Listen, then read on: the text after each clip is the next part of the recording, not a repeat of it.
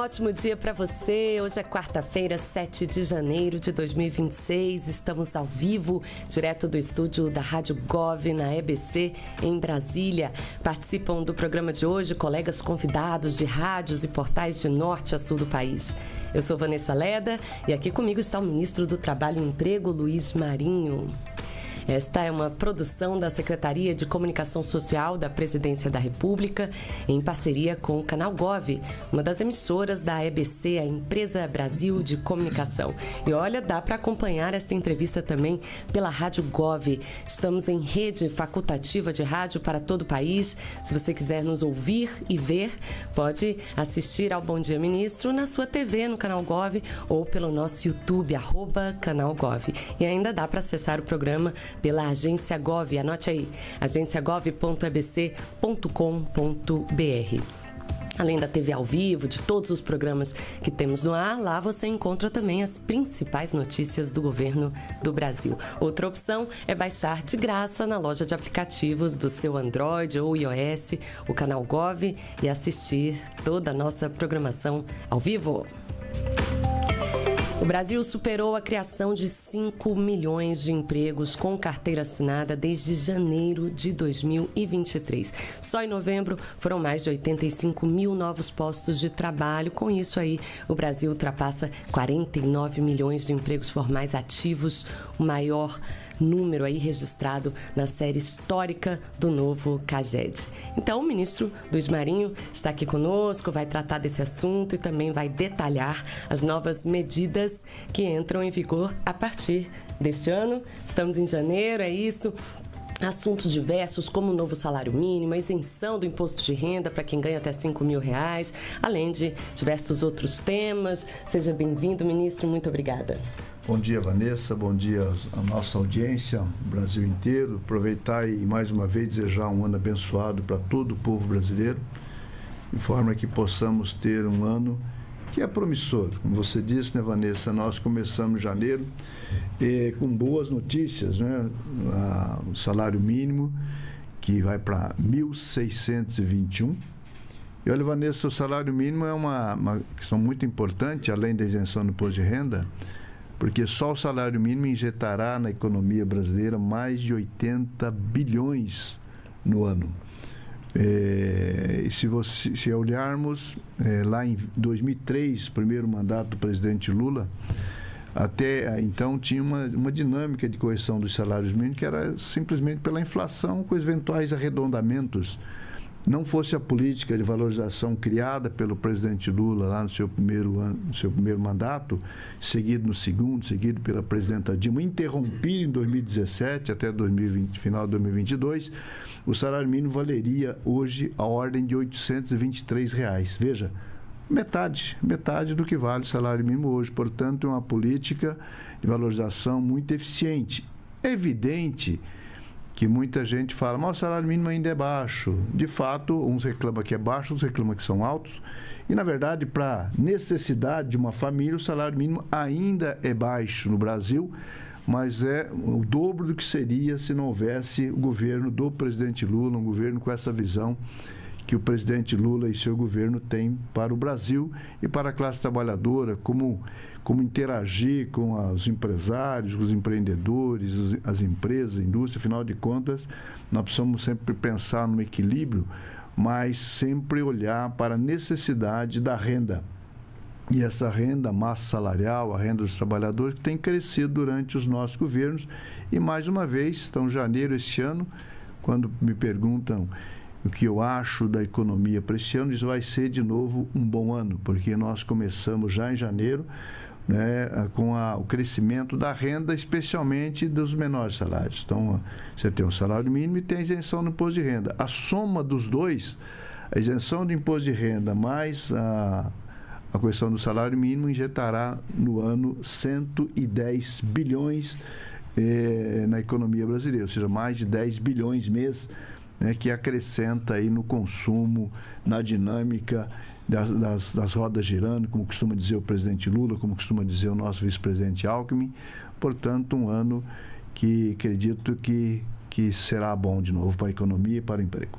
Excelente, a gente tem muitos assuntos para tratar, como o senhor falou, salário mínimo, isenção do imposto de renda para quem ganha até R$5.000. Mas vamos começar falando desses dados importantíssimos que a gente tem aí, desse recorde na geração de empregos, que veio acompanhado da taxa de desemprego também de 5,2%, a menor já registrada desde 2012. São excelentes notícias para começar o ano, né, ministro? Com certeza, um crescimento do emprego em todo o país e em todos os estados brasileiros, em todos os segmentos da economia. Você pega no cômputo geral, né, o crescimento, ele é um crescimento bastante consistente em todos os segmentos da economia, em todas as unidades da federação. Ou seja, é um crescimento que não é uma bolha aqui e acolá, é um crescimento consistente, contrariando os ditos especialistas de mercado, que olhava lá em 2023, dizia que o Brasil não crescia a ordem de 0,5, 0,7, cresceu 3,2, 24, que cresceria 1,5, 1,7, cresceu 3,4, agora de novo crescimento e esse ano de novo vai crescer, a economia cresceu o PIB brasileiro, e crescendo o PIB, crescendo o PIB per capita, seguramente também crescerá o salário mínimo de novo, olhando para 27. De forma que nós estamos bastante otimistas com a economia brasileira e seguramente o Brasil está no rumo certo. O presidente Lula tem uma visão muitas vezes até no detalhe, impressionante como ele enxerga os desafios do país, da economia, cada segmento, a escuta, a capacidade que o governo tem a partir do presidente Lula, da escuta dos segmentos, muitas vezes setores empresariais traz uma demanda, a escuta que tem, setores de trabalhadores, os segmentos da sociedade, quando grita um problema, ele consegue dar diretriz para cada área de governo para fazer uma escuta detalhada, correta, sensível, de forma a conduzir a economia brasileira sob todos os aspectos. Isso é muito importante. Maravilha, estamos acompanhados de emissoras de rádio de todo o país que vão fazer perguntas para o ministro do Trabalho e Emprego, Luiz Marinho. Vamos começar então com a Rádio Nacional de Brasília, Amazônia e Alto Solimões. Quem está lá é a minha colega Priscila Mazenotti. Bom dia, Pri. Oi, Vanessa. Bom dia para você, ministro. Bom dia para o senhor. Obrigada mais uma vez pela participação aqui no programa. Eu queria perguntar da escala 6x1, ministro. A Comissão de Constituição e Justiça do Senado aprovou, ainda vai para o plenário, vai tramitar lá na Câmara. Esse ano é um ano eleitoral, portanto, mais curto, e esse assunto é prioridade para o governo. A minha pergunta é, vai dar tempo de votar tudo antes das eleições, para já começar a valer aí o fim da escala 6x1? Olha, Priscila, meu bom dia a você e toda a população. Veja, a 6x1 é uma prioridade do governo e é uma prioridade para os trabalhadores, especialmente a juventude brasileira, que vem rechaçando esse formato. A jornada 6x1 é a mais cruel em todo o território global onde está ainda em prática, em especial para as mulheres. Então, pensar na redução da jornada máxima do país, e é uma coisa que é importante a gente refletir e dar uma mensagem para todos os empresários brasileiros, especialmente da área do comércio, de serviço, da indústria, que pensar na redução da jornada de trabalho também é pensar na harmonização do ambiente de trabalho, como que você tem um ambiente saudável no trabalho, que possa garantir aos trabalhadores e trabalhadoras melhores condições de saúde mental, como cuidar da família, como cuidar dos afazeres da família, os investimentos que é necessário fazer em cada detalhe da família é fundamental para a ambiência do trabalho. Se você tem uma tranquilidade em casa, você vai levar essa tranquilidade para o ambiente de trabalho, você pode melhorar a produtividade, você pode melhorar a qualidade do trabalho.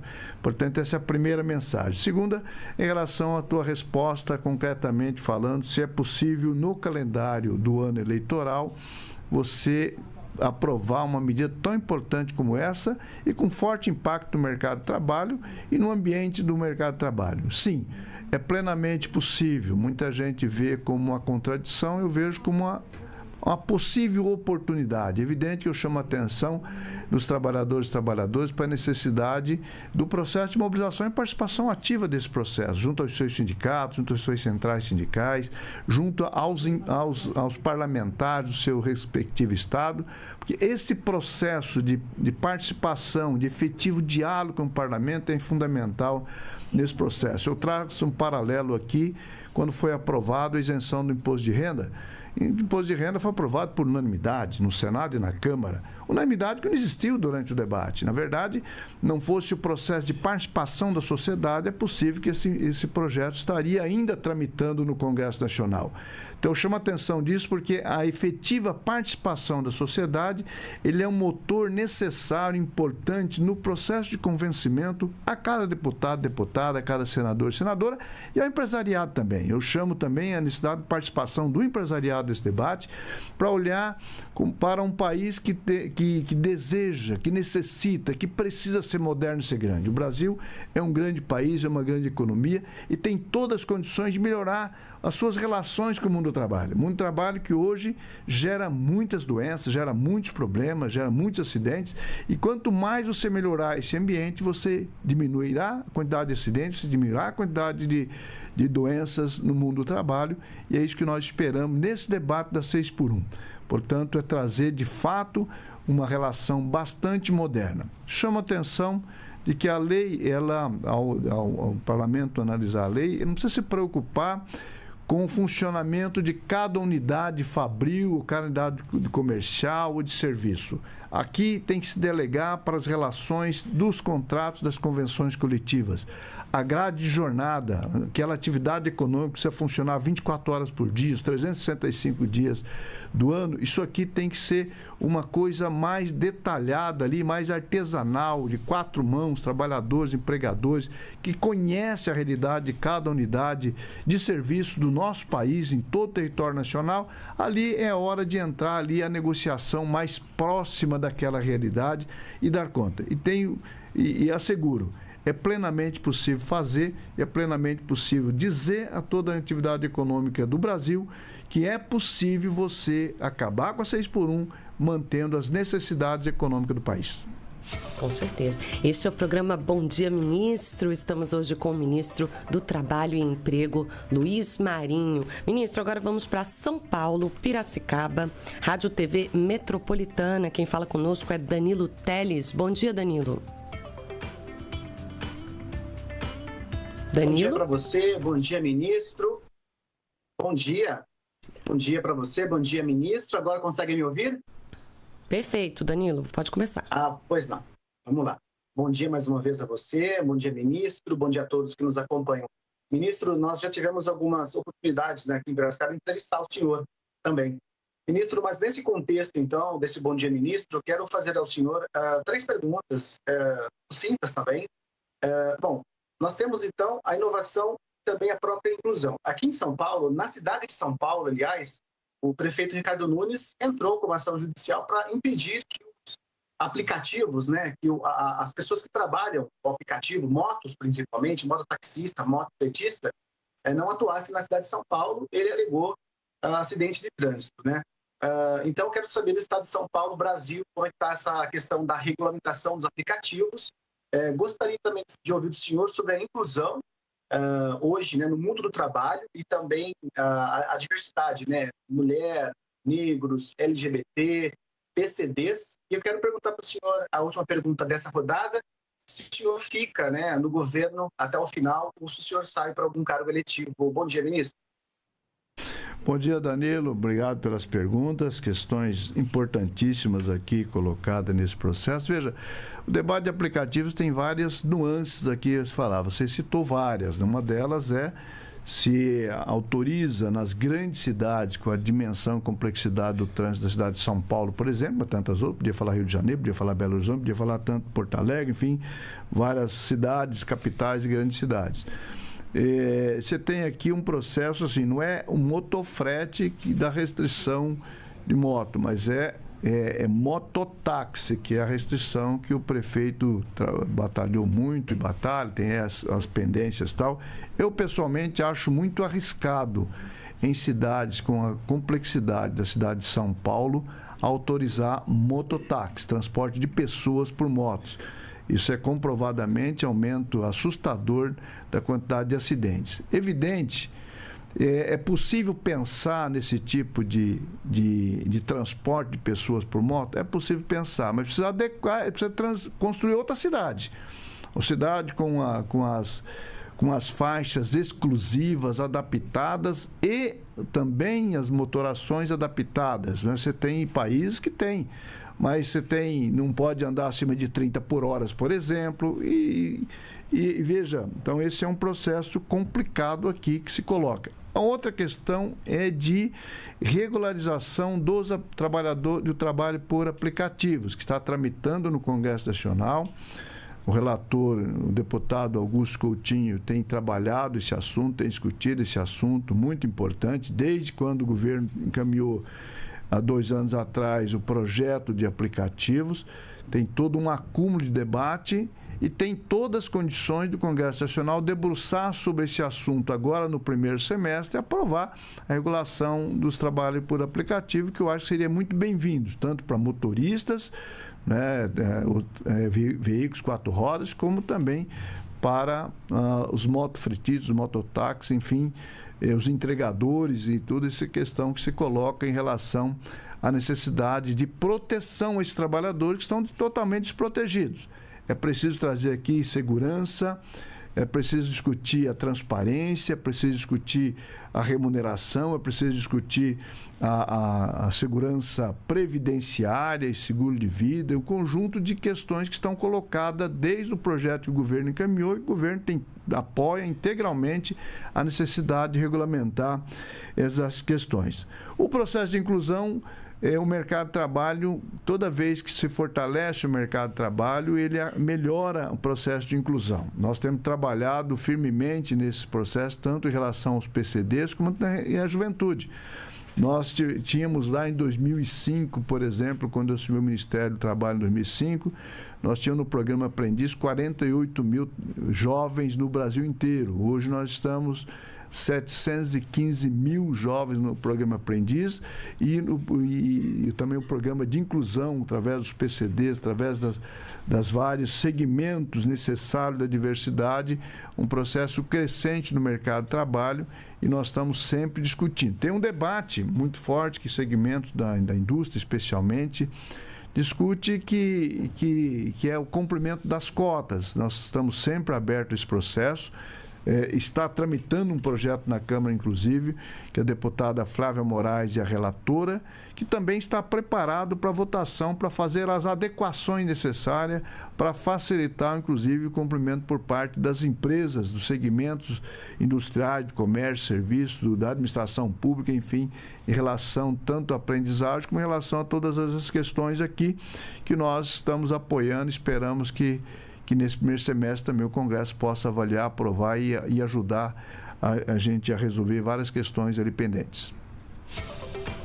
Maravilha, esse é o programa Bom Dia Ministro, lembrando aos nossos colegas de rádio que a gente vai tentar fazer uma segunda rodada com perguntas para tentar contemplar todos. Agora, a última pergunta eu acho que teve a última pergunta. Se eu fico no governo, se eu saio para ser candidato, não, eu fico no governo. O presidente Lula pediu para eu ficar no governo.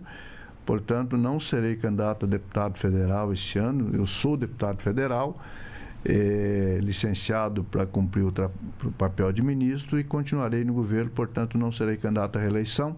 Evidente que nós vamos... o nosso presidente do Sindicato dos Metalúrgicos do ABC será candidato, portanto, hoje ele é pré-candidato para cumprir rigorosamente as restrições dos programas, né, eleitorais, enfim. Mas essa é a questão, portanto, estava esquecendo essa última pergunta do Danilo. Maravilha, excelente. Vamos seguir então, ministro. Do Sudeste a gente vai para o Nordeste, vamos a Fortaleza, no Ceará, conversar com Armando de Oliveira, do portal O Povo. Armando, bom dia. Bom dia, ministro, bom dia, colegas, bom dia a todos. Ministro, justamente, eu quero uma visão do senhor aqui do Nordeste. A gente vive uma expectativa para 2026 de um bom momento do turismo, de uma retomada mais intensa e também de uma retomada de infraestrutura gerando emprego com a Transnordestina. Eu quero saber quais são os desafios que o senhor enxerga aqui para o nosso mercado de trabalho e o que isso pode trazer de novo para a gente, o que a gente pode ter de diferente desse ano. Muito obrigado, querido Armando. Veja, não só para Fortaleza, para o Ceará, mas para todo o Brasil, tem um desafio no mercado de trabalho que é qualificação. A gente tem trabalhado vários programas e eu tenho provocado prefeitos e prefeitas, governadores, governadoras, para ajudar a gente nessa tarefa de qualificar, incluindo o Sistema S, incluindo todo mundo que trabalha com o processo de qualificação. E o Ministério tem um programa de qualificação digital, uma parceria com a Microsoft, para milhões de pessoas. Então, cada território pode ajudar nesse processo, fazendo adesão a esse programa e montando no respectivo território os laboratórios com monitor. Veja, essa é uma plataforma à distância, então todos os trabalhadores aí da sua casa podem fazer, mas nós constatamos uma deficiência quando faz inteiramente, de forma integral à distância. A pessoa, quando tem uma dificuldade, acaba abandonando o programa e não concluindo. E quando você tem na sala, no conjunto de computadores, ali com um facilitador, com um monitor, com uma pessoa que interage, que não deixa a pessoa na dificuldade abandonar o curso, ele é muito mais eficiente. E esse programa se tornou referência global para a Microsoft, o Brasil virou case, está sendo expandido, México, tantos outros países, está sendo implementado também, com a experiência do Brasil a partir da nossa sugestão junto a esse programa. É um programa de 7 trilhas, aliás, de 34 trilhas, mais de 190 cursos à disposição, que vai do letramento à programação, passando pelos MBAs todos aí em relação ao ensino digital, criando uma condição necessária para o mercado de trabalho. Veja, eu costumo falar para os prefeitos, assim, nós, em poucos anos, quem não tiver o letramento digital vai ter muita dificuldade de atuar no mercado de trabalho, de fazer qualquer coisa. Tudo na nossa vida hoje se pode observar que tem relação digital. E tem uma lenda que eu queria aqui chamar a atenção. Os jovens, eles sabem tudo. Não sabem muita coisa, não. Os jovens sabem o Instagram, sabem o TikTok, sabem essas ferramentas de comunicação aleatória. Mas quando precisa baixar um arquivo, quando precisa anexar um arquivo, quando precisa anexar, ele não sabe fazer. Então é preciso a gente chamar a atenção de que nós precisamos de um processo de qualificação, de capacitação na área digital, como foi no passado, ainda existe, ainda não é totalmente resolvido, mas como foi no passado o processo de alfabetização. Então nós precisamos de uma alfabetização digital em massa no país. Então eu queria aqui deixar esse desafio colocado, não somente para a cidade de Fortaleza, o Ceará, o nosso prefeito de Fortaleza, o nosso governador vem participando ativamente, é um dos estados que tenha ajudado nesse processo, mas queria deixar essa provocação de forma ir para todo o território nacional, de forma que a gente possa ter êxitos e trazer não somente a nossa juventude, mas toda a força de trabalho. Uma empresa que queira, uma entidade que queira, nós estamos inteiramente à disposição para recepcionar, ajudar, orientar e como fazer. Maravilha, colocar os jovens no mercado de trabalho, né, ministro? Vamos continuar, então. Vamos agora para o Pará, Belém do Pará. Vamos conversar com Jimmy Ferreira, na rádio Marajoara. Jimmy, bom dia. Bom dia, ministro. Bom dia a todos e todas. Uma preocupação muito grande do brasileiro é justamente quanto à jornada de trabalho. Eu tenho observado aqui, tá? Todo esse diálogo sobre essa jornada do trabalho. Nós temos aqui a maior porcentagem favorecida com a diminuição é com o jovem. O jovem está mais preparado para o mundo digital. Mas a grande maioria da nossa força de trabalho é justamente as pessoas que já estão beirando ali os 40, 50, 60 anos, tá? Esse povo, ele é a maioria, sem dúvida nenhuma, né? A proteção do emprego, a preparação para que a lei possa ser implementada, eu vejo como precisando de mais debate dentro dessa evolução para chegar até a realização da manutenção do emprego. Como é que o senhor vê tudo isso? Eu vejo também que o senhor está todas as horas tocando justamente nessa conscientização, nessa preparação. As pessoas já de 40 anos a mais, 50, já tem 20 anos de trabalho, vai ser complicado ela se preparar para um mundo digital. Como é que está a proteção desse trabalhador? Como é que está a proteção desses empregos que precisam ser mantidos para que as famílias possam continuar a viver, pode-se dizer assim. Muito obrigado. Jimmy, meu bom dia e bom dia a todo o povo do Pará, povo maravilhoso. Deu um show na COP30 em Belém, muito bem, parabéns a todos os paraenses que participaram, todos os brasileiros que participaram da COP30. Foi uma COP, como diz o presidente Lula, a COP das COPs, de forma que o Brasil deu aí um exemplo espetacular e o povo paraense, a recepção a todos os nossos visitantes que veio do mundo inteiro conhecer Belém, conhecer o Brasil, que puderam apreciar aí as belezas naturais do estado, né? Também toda a gastronomia fantástica que o Pará pode oferecer.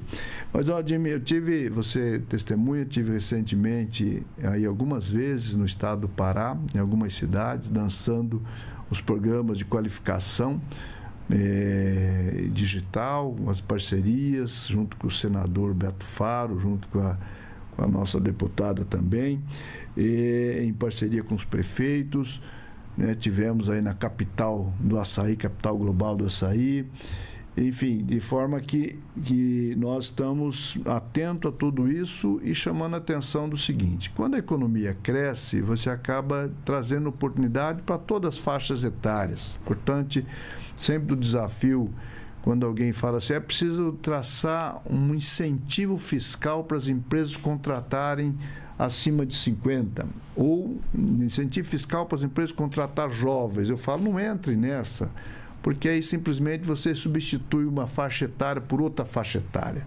O que nós precisamos é de uma economia robusta, crescente, que envolva a todos, que gere oportunidade para todos. Nós estamos a menor taxa de desemprego da nossa história.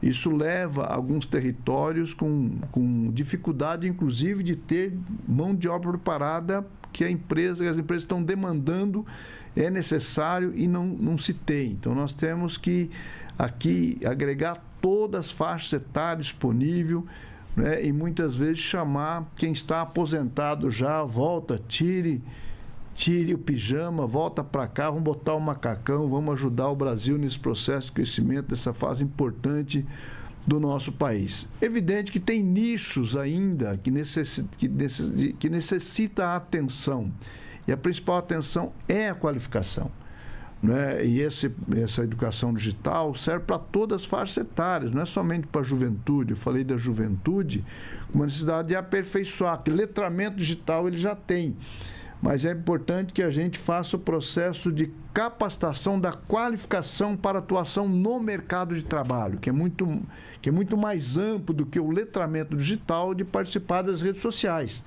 Nas redes sociais, a juventude está totalmente apta, é craque, você tem uma dificuldade aqui no aplicativo, você chama, ele vai resolver, mas é preciso aperfeiçoar do ponto de vista da capacitação, de como você, no mercado de trabalho, você interagir ali com as ferramentas do mercado de trabalho, né? O 3D, o 4D, tem as várias questões necessárias ali para você participar desse processo tão competitivo do mercado de trabalho. E os acima de 40, é preciso também olhar a sua adequação para o mercado de trabalho. Então, se você tem uma dúvida, procura o posto de atendimento ao trabalhador. Nós estamos incentivando também os estados a aperfeiçoar a rede Cine, que possa orientar a partir do diagnóstico daquele território e do diagnóstico daquele trabalhador, daquela trabalhadora que tem uma deficiência de qualificação, o que o mercado está demandando e qual a adequação profissional de orientação profissional que ele precisa ter para ter maior facilidade no mercado de trabalho. É isso que nós estamos buscando, né, interagir com os secretários, com o Fórum de Secretário do Trabalho, né, que hoje é presidido pelo nosso secretário do Ceará, o Davidson, que ele dirige lá o nosso conselho, nosso Fórum de Secretário do Trabalho, de forma que nós estamos aí atentos a toda a demanda do mercado de trabalho, em especial nessa área das faixas etárias e das qualificações. Este é o programa Bom Dia, Ministro. Hoje temos o ministro do Trabalho e Emprego, Luiz Marinho, respondendo a perguntas dos nossos colegas de emissoras de rádio de todo o país. E agora, ministro, vamos a Minas Gerais, Belo Horizonte. Quem pergunta é da rádio Band News, Daniel Martins. Bom dia, Daniel. Bom dia, Vanessa. Bom dia ao ministro. E a quem nos acompanha, ministro, nós vivemos um momento de tensão agora na América do Sul devido ao conflito entre Venezuela e Estados Unidos, né? Eu gostaria de saber, porque nós temos ouvido alguns especialistas aqui na Band News falando sobre um possível aumento da vinda de venezuelanos para o Brasil. Inclusive aqui em Belo Horizonte, na região metropolitana, nós temos uma grande concentração de venezuelanos. Eu queria saber se o governo ele avalia algum tipo de política para a inclusão desses venezuelanos no mercado de trabalho, além dos que podem vir ao Brasil, dos que já estão aqui. Obrigado. Bom, meus cumprimentos, queria aumentar também toda a população e dizer que essa questão toda que nós estamos... Na verdade, eu acabei perdendo a tua pergunta. Ele falou da questão do conflito na Venezuela, Estados Unidos. Da conflito Venezuela. Se o governo está trabalhando com algum processo de inclusão no mercado de trabalho desses venezuelanos. Sempre, né? Desde antes disso, né? Assim, nós temos recebido muitos venezuelanos no Brasil, desde as crises quando o bloqueio americano, que não é de hoje, muitos venezuelanos têm vindo para o Brasil, entre outros países, mas especialmente para o Brasil. Nós temos muita gente espalhada pelo país afora, onde a recepção que tem lá sempre orienta quais os estados do Brasil que está necessitando de mão de obra. Então tem encontrado muita gente em todo estado que você vai, especialmente na rede hoteleira, tem muitos venezuelanos sendo incorporados no mercado de trabalho. Nós temos trabalhado em conjunto com o Ministério da Justiça, orientando esse processo para que nós possamos ir incorporando. Nós temos vários estados, como eu disse, com dificuldade de mão de obra, porque está saturado lá o mercado de trabalho da quantidade de mão de obra disponível. E tem vindo gente muito qualificada da Venezuela, pessoal que trabalha na educação lá, tem formação universitária. Então tem muita gente muito capacitada vindo para o Brasil e nós estamos incorporando. Os que eventualmente têm dificuldade, nós estamos inteiramente à disposição para orientar o processo de qualificação junto com as universidades de cada estado que está recepcionando esses trabalhadores, essas trabalhadoras, para poder ser inserido mais rapidamente no mercado de trabalho, que é a melhor forma que o Brasil pode acolher os irmãos vindo de outros países, não somente da Venezuela. Então, esse é o que nós estamos orientando e vamos orientar cada vez mais para aperfeiçoar esse processo, contando com a ajuda também dos estados. Excelente, ministro. Agora vamos voltar ao Nordeste. Vamos falar ali no Rio Grande do Norte, Mossoró. Elisângela Moura, da Rádio TCM, está no ar conosco. Bom dia, Elisângela. Muito bom dia, Vanessa. Bom dia, ministro. Bom dia a todos que nos acompanham. Eu falo aqui com relação a números, a geração de empregos, visto que o Rio Grande do Norte, o Brasil superou a marca dos 5 milhões de 2023 a 2025, os chamados empregos formais com carteira assinada. Aqui no nosso estado, o Rio Grande do Norte, nesse período, superou a marca dos 77 mil empregos formais. E aqui em Mossoró, onde a gente fala nesse momento, foram quase 14 mil empregos nesse período. Eu pergunto ao ministro, esses números eram realmente os esperados, no caso, pela pasta, pelo MTE, ou nós poderíamos ter crescido mais, né? O que fazer para superar e aumentar a questão de empregos formais com carteira assinada, ministro? Olha, Elisângela, meus cumprimentos e a todo o nosso povo do Rio Grande do Norte, a nossa governadora, receba o nosso abraço, cumprimentos e nossos agradecimentos pela dedicação de como que a gente deve trabalhar em cada unidade da federação. Evidente que a economia, os indicadores nacionais são fundamentais, são importantes, mas eu tenho recebido, especialmente secretários do Estado, mas também governadoras que observa mês a mês o anúncio do CAGED, ver qual foi o crescimento no seu estado, qual foi a variação eventual nos vários segmentos, e a gente, a partir daí, inclusive, procurou detalhar cada segmento de cada estado, de como está se dando o crescimento estado por estado. Então, eles têm mensalmente à disposição o crescimento do seu respectivo estado. E não é diferente aí no Rio Grande do Norte. Esse é um número importante para o Rio Grande do Norte. Eu creio que ele tem aí uma escala de participação importante. Os estados do Norte e Nordeste têm crescido, inclusive proporcionalmente, mais do que os estados do Sudeste, inclusive, não em número absoluto, pelo tamanho dos estados, mas proporcionalmente os estados têm crescido mais do que o estado do Sudeste. Então, eu queria dizer que sim, corresponde à nossa expectativa, esse número do Rio Grande do Norte. Evidente que nós sempre queremos mais, sempre queremos aperfeiçoar, e sempre é possível olhar, os desafios que se tem. Então, os desafios desta qualificação no mercado de trabalho, olhando o diagnóstico de cada micro território no Estado, isso é papel do Estado fazer, não cabe à União fazer, mas nós estamos inteiramente à disposição de cada estado brasileiro para, dentro da peculiaridade do estado, observar eventuais fragilidades da formação profissional para a gente poder ajudar a monitorar, e não só a monitorar, mas ajudar a criar condições dos investimentos necessários para as adaptações, para poder melhorar ainda mais o mercado de trabalho brasileiro em todo o território nacional, olhando as peculiaridades dos locais, que aí depende não somente dos governos do Estado, mas também das prefeituras, enfim, um esforço aí que deve ser de todos os dirigentes, gestores públicos do país.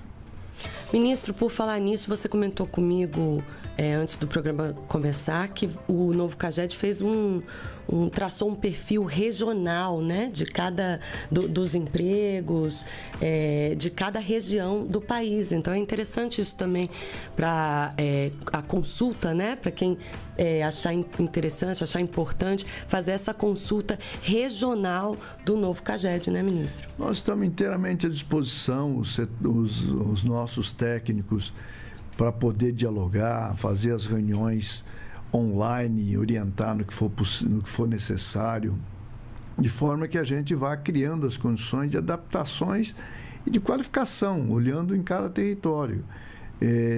Envolvendo o Sistema S sempre é muito importante, provocar o Sistema S para interagir e participar do processo. Às vezes tem desafios específicos de qualificação, que às vezes os órgãos estão desatentos, que é preciso ser chamado a atenção para aquele olhar de forma dirigida em cada segmento, em cada território.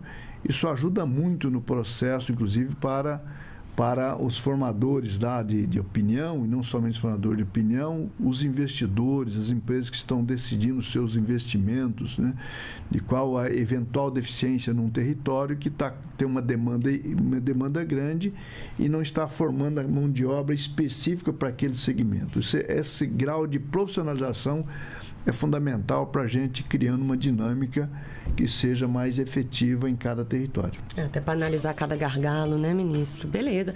Bom, antes da gente seguir para a próxima rodada, a gente tem uma pergunta que foi gravada pelo portal Tribuna da Bahia, de Salvador. O Henrique Brinco enviou essa pergunta para a gente. Vamos acompanhar. Ministro, a Bahia tem apresentado um crescimento no índice de trabalho formal, de trabalhadores formais. Contudo, ainda registra altos índices de trabalhadores informais. Inclusive, Salvador e a região metropolitana estão bem acima da média em relação ao desemprego, né, aqui no nosso estado. Que políticas o senhor e a sua pasta estão formulando ao longo desse ano, né, e podem anunciar aqui para o nosso estado? Obrigado. Cumprimentos, Henrique, a você e todo o povo baiano. Bahia é um dos estados que eu tenho ido mais vezes, inclusive junto com o governador, junto com a nossa Secretaria de Trabalho e nossa superintendência, lançar os programas de participação, de como que a gente trabalha esse processo. Inclusive, tivemos recentemente lançando o Pacto do Carnaval para Salvador, junto com o prefeito e o governador, para melhorar a qualidade do trabalho, para evitar qualquer trabalho degradante, qualquer problema relacionado às famílias que trabalham para garantir o espetáculo para a multidão de brasileiros e estrangeiros que vai para Salvador curtir o carnaval. E veja, essa relação do trabalho formal e informal, toda vez que cresce a economia e que tem um governo com a nossa visão de orientar um processo, de estimular a formalização do trabalho, acaba mexendo nessa balança. Nós tivemos algum momento que o trabalho informal chegou a ultrapassar o trabalho formal e agora nós temos uma reversão importante, né, dos 102 milhões de brasileiros e brasileiras ocupados. Nós temos aí 49 milhões no CAGED, ou seja, carteira profissional assinada, CLT direitinho, mais 12 milhões de servidores e servidoras. Então, resta aí a ordem de ainda de mais de 30 milhões de trabalhos informais. Mas é muito diferente do que nós olhamos, por exemplo, há 10 anos atrás, né, há 8 anos atrás, enfim. Então, o processo... Mas a pergunta do Henrique ela é importante porque coloca para os governantes, né, não só o governo federal, não só o presidente Lula, os ministros e ministras, mas também todos os governadores, prefeitos, que tem que ser o olhar. Eu percebo que muita gente acaba estimulando o trabalho informal e acaba estimulando um trabalho que é formal, mas é precário, que muitas vezes você trabalha de forma equivocada relacionado ao MEI, por exemplo, né? Eu ajudei a conceber a criação do MEI, mas o MEI não é pensado para todas as maneiras de trabalho. Por exemplo, uma empresa, uma linha de produção, não cabe MEI. MEI é pensado para aquela economia que era totalmente na informalidade, né? A dona de casa que ajudava a mãe de família, que ajudava na renda da família, fazendo o seu salgadinho para vender na atividade cultural da cidade. E ali nós criamos o MEI pensando nesse trabalhador informal, o vendedor ambulante, vendedor da caipirinha na praia, enfim, quem eventualmente estava trabalhando de forma feirante, não formalizado. Então, como ir formalizando essas pessoas que estavam trabalhando na atividade considerada a informalidade da economia, como a gente formaliza essa informalidade. Aí você transformar o MEI substituir o empregado CLT por MEI é um equívoco, é uma fraude trabalhista, mas tem sido estimulado por muita gente, então eu sempre chamo a atenção disso, mas queremos uma formalidade real, com qualidade, real, enfim, né? E queremos olhar para os segmentos da informalidade real, que esteja na informalidade, formalizar a partir do MEI. Tem muitas tarefas aqui, muita gente trabalhando como empreendedor informal, que ele pode ser formalizado a partir do MEI. Tem muita demanda aqui crescente em relação a isso. Então, eu queria um pouco qualificar, aproveitar a pergunta do Henrique para qualificar esses debates sobre a formalização do mercado de trabalho, trabalhando com o MEI efetivamente, mas chamando atenção para não uma redação de de uma empresa de comunicação, não cabe MEI, por exemplo, né, certo? Então tem um debate aqui que é preciso ser chamado a atenção, inclusive de prefeitos e prefeitas, que às vezes está contratando MEI como coletador dos resíduos sólidos, ou seja, não cabe MEI, isso aqui tem que ser empregado da empresa responsável que coleta o lixo lá da cidade, não ser uma professora, um ajudante administrativo, não é MEI, é funcionário, tem que ser regime CLT ou regime próprio, né? No caso das prefeituras, regime próprio ou regime CLT, não cabe MEI. Então, só chamar atenção para isso. Então, esse é o processo que nós estamos estimulando, todo debate de formalização com qualidade. E a economia, quanto mais forte facilita esse processo de formalização da economia, e sempre queremos trabalhar por aí, viu, Henrique? Um forte abraço aí ao povo baiano. Ministro, eu vou fazer uma perguntinha antes da segunda rodada de perguntas das nossas emissoras de rádio, mas a gente vai ter que ser rápido para a gente conseguir contemplar todo mundo, ok? Vamos falar um pouco dessas novas regras do Programa de Alimentação do Trabalhador, Vale Refeição, Vale Alimentação, vão beneficiar aí mais de 22 milhões de pessoas. Conta pra gente, ministro, são mais estabelecimentos que vão aceitar? O contribuinte vai ter mais liberdade para escolher? Como é que vão ser essas mudanças? Na verdade, o PAT é um programa consolidado, importante, e um programa de alimentação, segurança alimentar para trabalhadores e trabalhadoras. A construção lá atrás era que os trabalhadores chegavam muitas vezes fraco no trabalho por falta de alimentação adequada. Então ele nasceu respondendo a essa necessidade do mercado de trabalho, não somente lá atrás do ponto de vista das pessoas, mas ele tem que ser olhado do ponto de vista das pessoas, dos trabalhadores e trabalhadoras. Com o tempo, isso foi criando distorções. Então, você tem esse mercado que quem tem o produto para vender para as empresas acabava criando, você vende para a empresa compra os vouchers, fornece aos trabalhadores vão no restaurante, se alimenta ou adquire, no caso do programa de compra nos supermercados, enfim. E qual era o tempo que essa empresa repassava o recurso tanto para o mercado como para o restaurante. Então, esse tempo discutido. E qual a taxa cobrada, taxa de administração. Então, tudo isso foi mexido nesse momento que nós pensamos a restauração desse programa, ouvindo as queixas, especialmente dos pequenos restaurantes, dos pequenos mercados. Muitos restaurantes e muitos mercados, inclusive, saindo do programa, dado o tamanho do repasse que o intermediário ficava ali, né? Então, nós entra agora em vigor, agora em fevereiro, né? A taxa máxima permitida de 3,6%, tinha situação de taxa acima de 10% ao mês, então isso aqui vai ter uma redução para no máximo 3,6%, envolvendo a tarifa de intercâmbio aqui, que tem que ser no máximo de 2%. Né? É preciso que o prazo máximo, o cidadão foi no restaurante, fez a sua refeição, no máximo de 15 dias a empresa tem que pagar o restaurante ou pagar o supermercado, no caso dos mercados.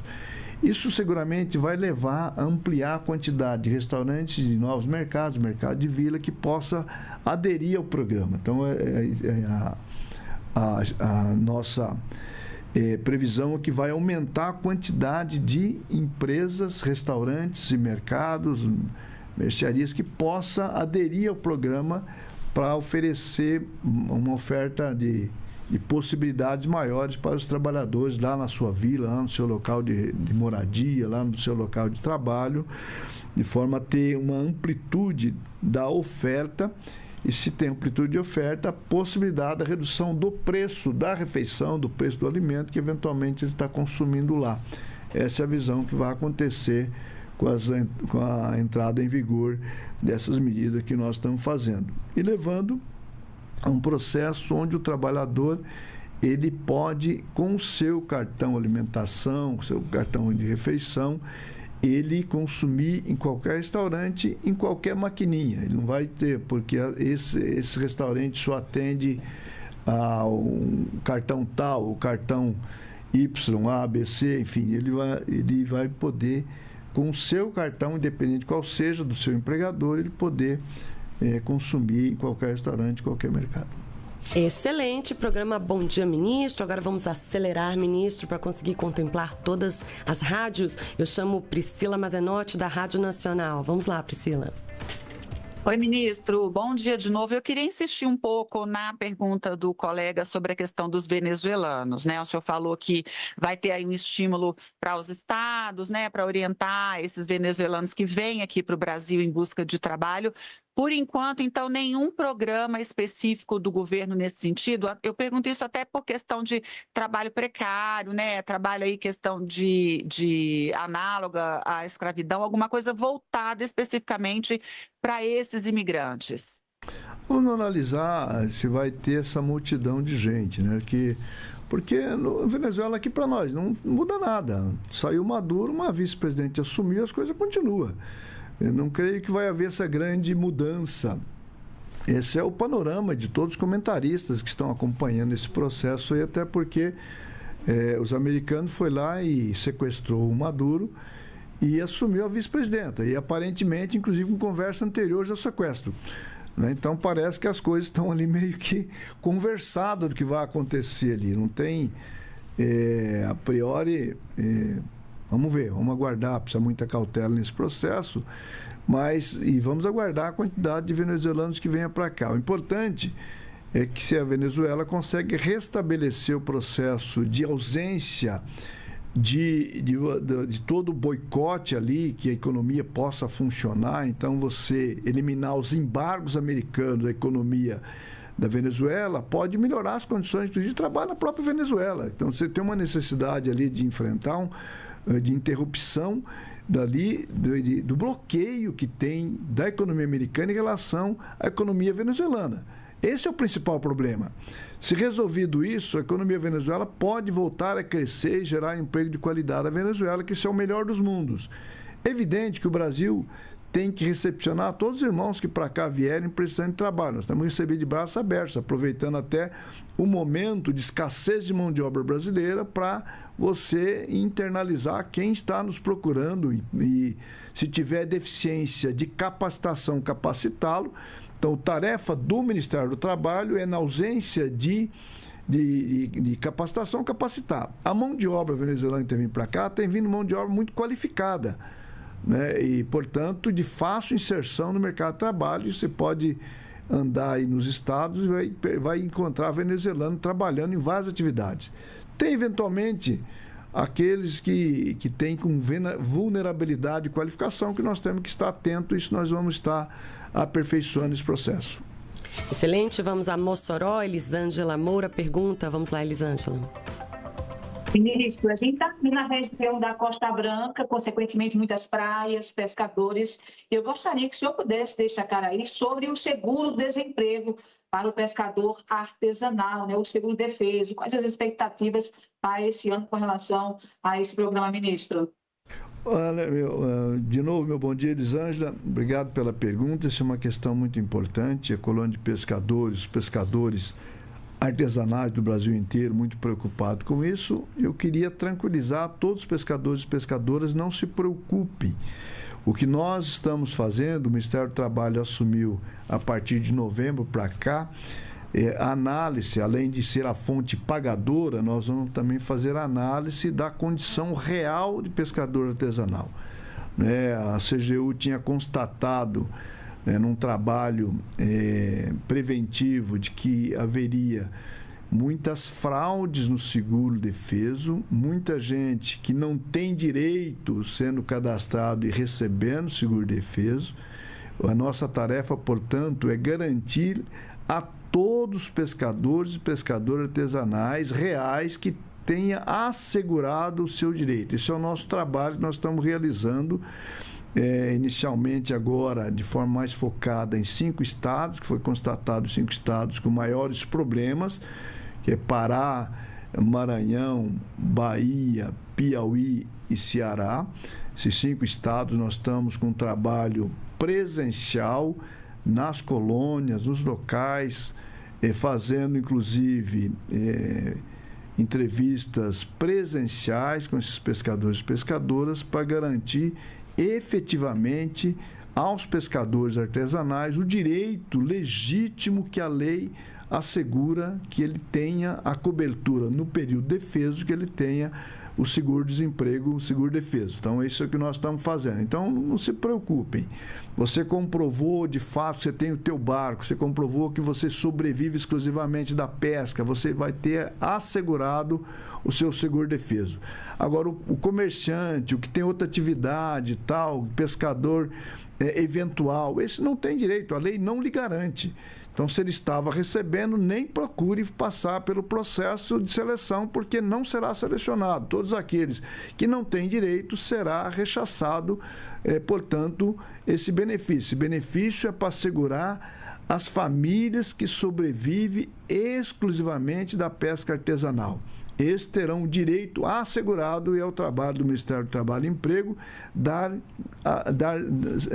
a chancela de direito que você tem assegurado pela legislação brasileira. Excelente. Fortaleza, Ceará, Portal Povo, Armando de Oliveira, com você. Bom dia, ministro, de novo. Eu quero aproveitar a pergunta da colega e o comentário do senhor para perguntar quais foram as dificuldades com os pescadores aqui do Ceará nessa identificação para o seguro-defeso. E quero retomar também 2 temas, se o senhor puder. A questão dos motoristas de aplicativo. A gente vê alguns motoristas insatisfeitos com o projeto que tramita no Congresso. De que forma o Ministério pode alinhar essas tratativas com esses motoristas de aplicativos? E também a questão da escala 6x1. O governo trabalha com a escala 4x3 na campanha dele para 2026. O senhor acha viável o 4x3 ou 5x2 seria um meio termo aceitável para o governo? Olha, primeiro, esse debate sobre a 6x1 é um debate importante colocado, isso é sim assumido pelo governo. 4x3 não está anunciado pelo governo para... O que nós estamos falando é a redução da jornada máxima. Então, a jornada máxima hoje é 44. Eu enxergo que tem toda a possibilidade imediatamente para as 40 horas semanais. Isso é o essencial, com o fim da 6x1.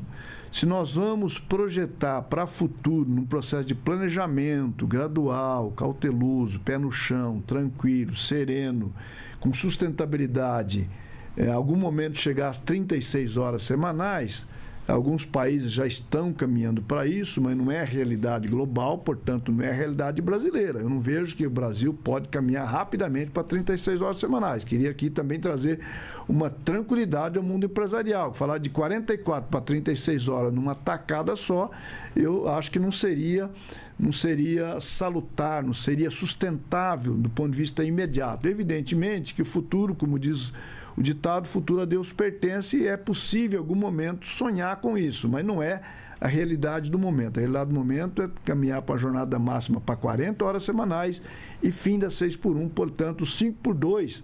Você vai ter outros regimes conjugados, que até já existe inclusive, né? Isso é plenamente possível. Isso demanda, portanto, negociação, convenção coletiva. Então, acredito que esse processo ele é importante e acho que nós vamos caminhar por aí.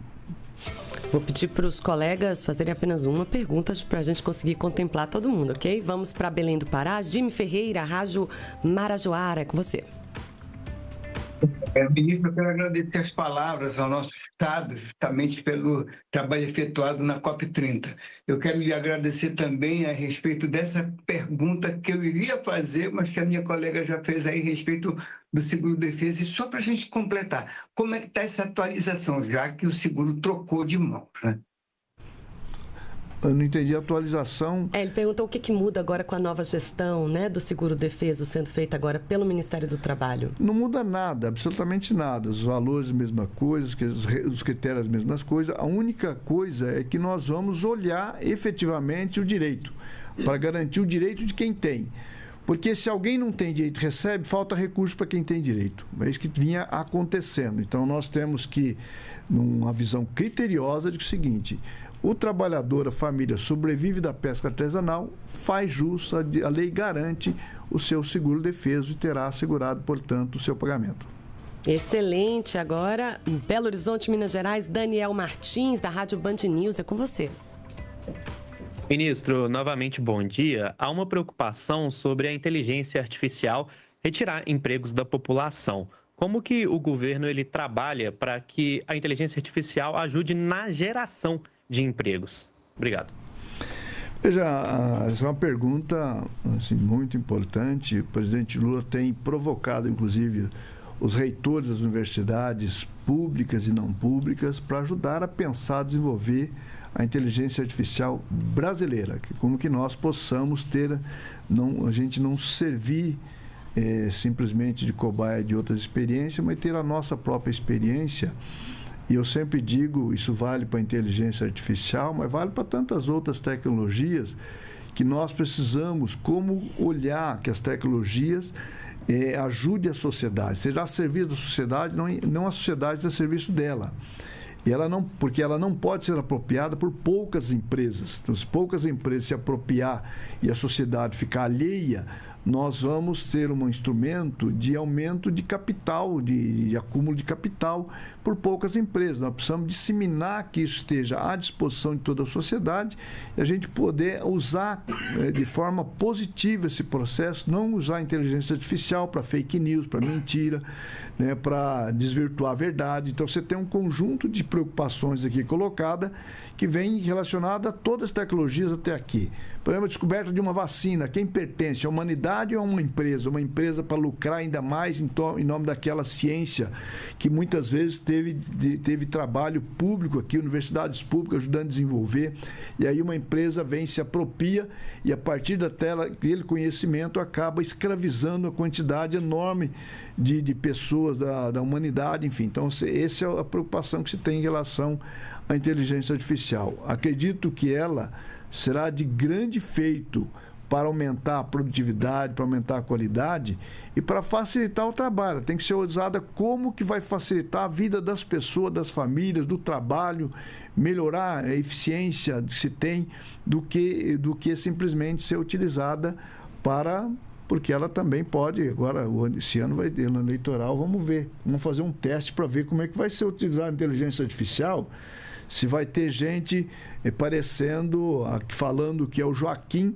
falando um monte de coisa, e não é o Joaquim, é um Joaquim artificial, que, portanto, você não tem garantia se é real aquilo ou não, se é um adversário colocando o Joaquim falar coisa para prejudicar o próprio Joaquim. Então, isso aqui tem que tomar esse cuidado com a inteligência artificial.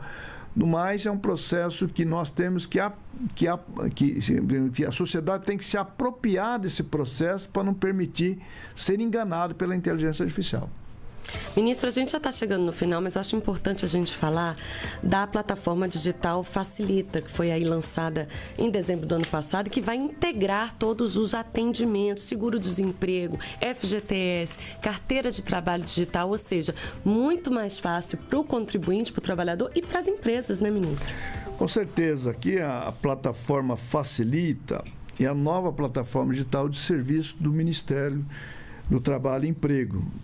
Desenvolvida pela nossa empresa de tecnologia, Dataprev. O governo tem duas grandes empresas de tecnologias, Dataprev e Serpro, e agora Eletrobras, a Telebrás, mas a Dataprev é que desenvolveu para o Ministério do Trabalho e Emprego essa plataforma chamada Facilita Brasil. Aqui você vai poder ter simplificado e unificado todo o acesso aos serviços públicos, mais comodidade, agilidade, transparência, trabalhadores, trabalhadoras, empregadores e empregadoras. Toda a relação que se tem dos empregadores também em relação ao Ministério do Trabalho, você pode encontrar aqui nessa plataforma. Aqui tem registro de solicitações de RAIS e CAGED, orientação sobre a carteira de trabalho digital, informações sobre o registro profissional, recursos relacionados ao bônus salarial, serviços vinculados ao seguro-desemprego, informações sobre as multas e processos, orientações trabalhistas, atendimento por meio do empregador web, A plataforma integra atendimentos presenciais e remotos, permitindo a usuários realizar solicitações online, enviar documentos de forma digital, acompanhar o andamento de processos, remarcar agendamentos. Vai ser acesso único e seguro por meio da conta gov.br. Garantia de autenticidade e confiabilidade das informações. Então, é uma plataforma que está à disposição de você, trabalhador, de você, trabalhadora, mas de você também, profissional de recursos humanos das empresas, você, empregador, empregadora, pode aqui, todas as demandas relacionadas ao Ministério do Trabalho, você pode encontrar aqui na Facilita Brasil. Excelente, ministro. A gente já vai para as considerações finais. Eu gostaria que o senhor fizesse aí, desse as suas últimas palavras, mas eu acho que a gente falou pouco sobre essa questão da isenção do imposto de renda, que é importantíssimo. Mais de 10 milhões de brasileiros que recebem até R$5.000 vão ter os descontos e vão ter isenção total e descontos progressivos para quem ganha entre 5.000 e 7.350, ou seja, essa diferença vai ser sentida no bolso, né, ministro? Um 14º salário. Eu queria que o senhor falasse sobre isso e aproveitasse para dar as suas considerações finais. Olha, a folha de pagamento, o teu olerite que você pegar de janeiro, regularmente sai lá, uns sai dia 30, outros sai dia 5 de fevereiro, você pega teu olerite de janeiro e compara com o teu olerite de dezembro ou de novembro. Quanto você pagou de imposto de renda lá em novembro, dezembro, outubro, novembro, dezembro, quanto você vai pagar em janeiro. Seguramente você vai ter uma surpresa como se fosse um grande aumento de salário real. Então você vai sobrar dinheiro aí do que você vinha recebendo para você investir nas tuas necessidades. Você melhorar o que você necessitar ou fazer uma poupança. Você pode fazer uma poupança. Fala, já que eu não recebi isso aqui, vou passar a receber, eu vou poupar por um ano aqui para fazer uma viagem ou para investir na educação, ou para investir na troca do seu veículo, da sua geladeira, do seu freezer, fazendo a economia girar, como diz o presidente Lula. Toda vez que tem dinheiro na mão dos trabalhadores, a economia gira, as empresas vendem mais, empresas vendendo mais, tem que contratar mais gente, portanto, é o Brasil crescendo de forma sustentável. E, seguramente, a classe trabalhadora tem muita responsabilidade nesse processo, porque isso aqui alimenta o Fundo de Garantia, que alimenta o financiamento do Minha Casa Minha Vida, e alimenta grandes projetos de infraestrutura do país. Isso aqui alimenta o FAT, que alimenta o financiamento do BNDES, da modernização para a engenharia, para a economia, para a saúde. Ou seja, é uma cadeia, encadeia um processo que alimenta o conjunto da economia brasileira, e você, trabalhador, trabalhadora, é o principal ator nesse processo. Saiba disso, você tem grande responsabilidade no sucesso da economia do Brasil. E vamos juntos aí, sob a liderança do presidente Lula, conduzindo o Brasil nesse caminho certo, nesse caminho correto, para transformar o Brasil num país, o país já é rico, mas junto com o país rico nós queremos as famílias ricas, o povo rico. Como diz o presidente Lula, queremos um país, um povo feliz. Excelente, eu agradeço imensamente mais uma vez a participação do senhor aqui no nosso programa e agradeço também a todos os colegas de emissoras de rádio que participaram hoje com a gente. É isso, o Bom Dia Ministro teve os trabalhos técnicos de Reinaldo dos Santos. Muito obrigada pela companhia, nós ficamos por aqui e até a próxima. Tchau. Se Deus quiser.